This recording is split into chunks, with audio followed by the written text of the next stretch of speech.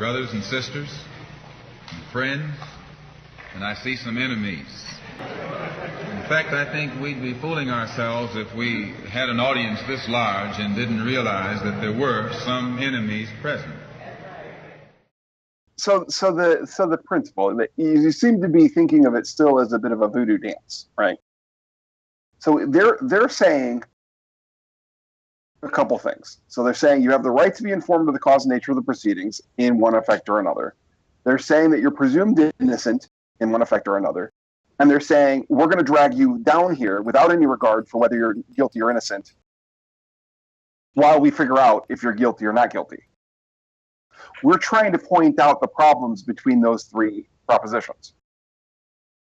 Okay. Now, we're doing so by asking questions like, we constantly dance around because when we address one of those 3 points, they abandon it and try to focus on the other 2. And then we focus on the next one, and they abandon it and focus on the remaining 2 that are freed up.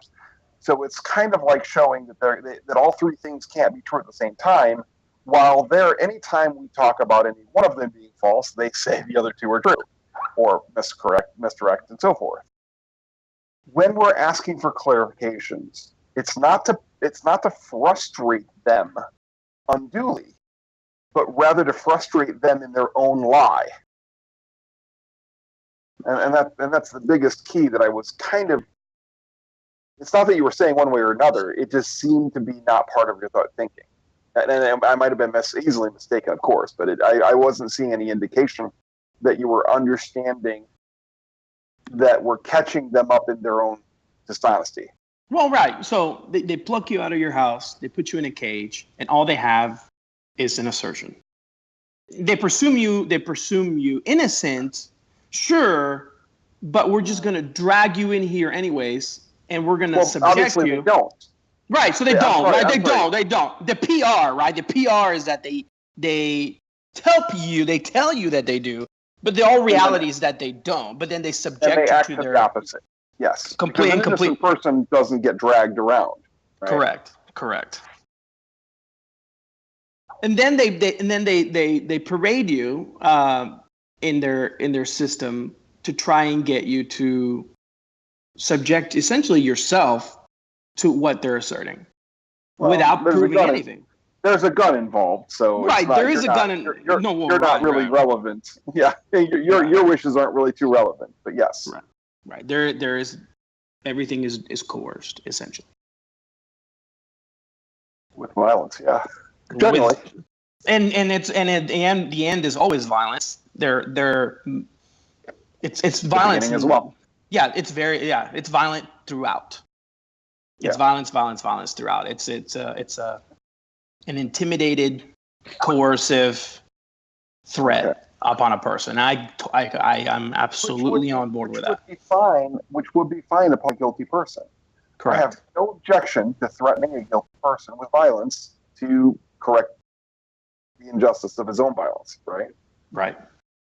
Now, that has nothing to do with accusing an innocent person who doesn't wish to be arraigned into the situation of arraignment.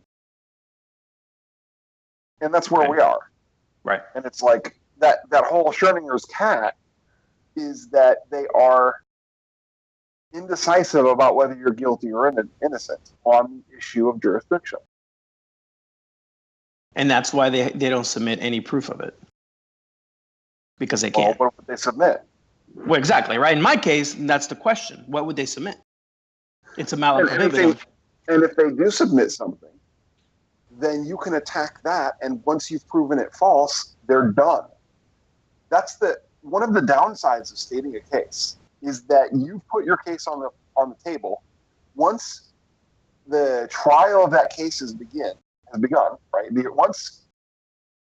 Once you've informed somebody of your case and the arraignment is complete, you're kind of stuck with what you put on the table. So let's say they proclaim that you were seen by Officer X, speeding, blah, blah, blah, okay? You get to trial, and Officer X is on, gives his testimony, yada, yada, yada, and you come out and you cross-examine him, and it's like, I have pictures of you in Acapulco with this chick here on the day that you said you saw me speed. And he goes, oh, man, you caught me. I was in Acapulco. I was lying, whatever. So the prosecutor, having stated his case, is screwed. Now, if the prosecutor could go back and say he has various officers to testify that you were seen, and he got away with that kind of crap, he can then say, oh, okay, well, this officer committed perjury. Shame on him. Give me a minute and I'll bring up our next officer. So because he got away with stating his case vaguely, he can fly by the seat of his pants. Now, you try to do that shit in a suit, against somebody, right? And a judge will never allow it, right? Right. They'll dismiss your case, right? They'll dismiss your for case. failure to state a case. Correct. He'll say, "I'm sorry, you need to clarify what witnesses, or have your case dismissed." Right. So in my situation, everything is circumstantial, right? So the police officer is basing all of his assertions on secondhand knowledge, because I don't care about that. You're getting too far into the merits. Okay. Way too far into the merits. Well, because I'm assuming he's basing his assertion also upon the idea that these codes applied to you to begin with, right? That should be first, right? So he's right. Investigating on the primary basis that the code applies to me, so therefore he chooses to investigate me on the matter. I don't care if he investigated you for, he heard from an angel that he should. It doesn't matter why he's investigating. His motivations don't change what he found, right? Right. Okay. I mean, his motivations could change, why he might have planted evidence or something like that, but that's different, right? Okay, so rewind me. So now I don't even need to concern myself with that. Well, my question is, concern myself with everything, but okay. Well, okay, but the prosecutor, if challenged to the question of jurisdiction when he's to present something, my assumption would be is that he would try to present, for one, the police officer's affidavit, right? Well, okay, so you're trying to jump to step 2 and 3, and I'm trying to figure out why you're step 1. Well, so what would be step 1? Okay, so when you're building a case, and when he's building a case, he's going to want to build the strongest part first, rather than the foundational part first. So if the front door is the most impressive part, he's going to build it first, whatever it be. Something that's probably a little later into the logic of things, but more impressive. Whiz bang, he wants to start with a bang. Kind of like a movie that kind of starts in the middle and then goes back and tells the beginning of the story. He's trying to edit it to look better, more convincing, right?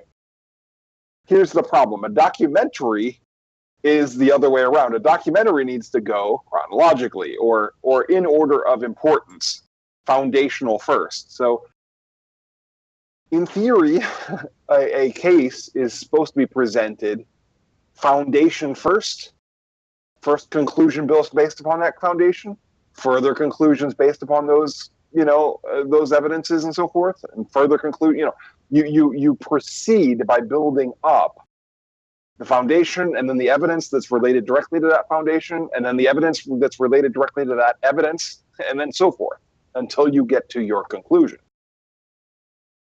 So here we are at an impasse. And in rational discourse, which I don't know if I'll stretch courts to being one of them, but they try to pretend to be at least. The premise is that you can object to any new topic that hasn't been shown to be relevant yet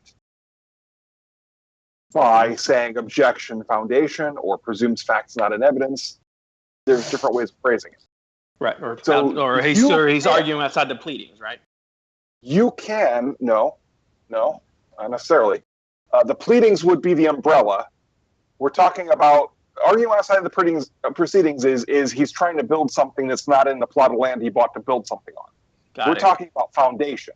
Foundation first story, second story, third story. But the pleadings is the whole ground that he can stay within, which is, again, the pleadings is kind of related, and I get you there, but the analogy kind of breaks. So let's go ahead and stick with the analogy.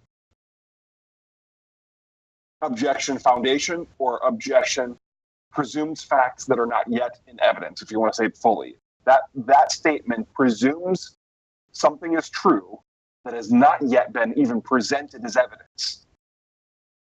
So he has the ability to tell his story any way he pleases if you have no objection. He can go with the high impact thing first, then build the second story, third story, he doesn't even technically need to come back to the foundation if he can get away without doing it. And if the people judging this look at it and goes, you know what, it kind of looks like there's a foundation under there. Good enough for me. Right? And that's what we're trying to avoid, is we're trying to avoid a specific central piece of foundation that can easily be covered up. Applicability of the codes that are being used. We know they exist. We're not arguing about the fact that they were written down, I should say. We know the communications exist on paper form. That doesn't mean they're true, real things like physics or anything like that. But and so my challenge solely focuses on the foundation of the applicability of the code. One of the best defenses you have, in a sense, one of the best tools to keep him from going too far off the reservation, the prosecutor, is making him construct his argument meticulously from the bottom up, rather than painting a great picture and calling it good enough. And the flaws can be seen if you make him build it correctly.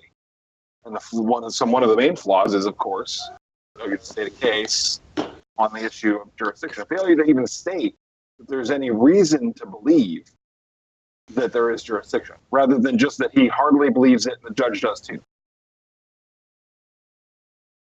So failure to state a case on the foundation that there is jurisdiction. In particular, on the point that there is evidence of applicability of the code, which would lead to believing that there's jurisdiction, Okay, so I'm sorry, there's so many different intersections. If there's no applicability of the code, then there's no jurisdiction, because it's one of the things that jurisdiction would need in order to be true. It's one of the elements of jurisdiction. It also is one of the elements of guilt. Because it has because it supports two different things on top of it, it's easy to get a little confused. Evidence of applicability of the code. If the code weren't applicable, you couldn't be guilty. If the code weren't applicable, the court wouldn't have jurisdiction either. You see how it needs to be true for both of those propositions, for each of them, I see it, man. I see it completely. Okay. Because the truth of that piece is so crucial to so many things. It's crucial to even more than that. It's also crucial to the idea that that you should have been served. It's crucial to a lot of things. Applicability of the code is one of those things that's crucial to a lot of things, and he's wanting to presume it as true. And he's wanting you to presume it as true. And he's wanting to get the judge to morally sway you to presume it to be true as well. They're really putting a lot of pressure on us to presume it to be true. And they say we have the right to challenge it, but at the same time, they try to beat us up for the idea, right? I'm sorry, they don't say it. Their bosses say it, in effect, right? So he fails to state a case on the point of the applicability of the code because he presumes the code is applicable to me, and he doesn't provide evidence of that to the court that would then establish the court's jurisdiction. Am I right?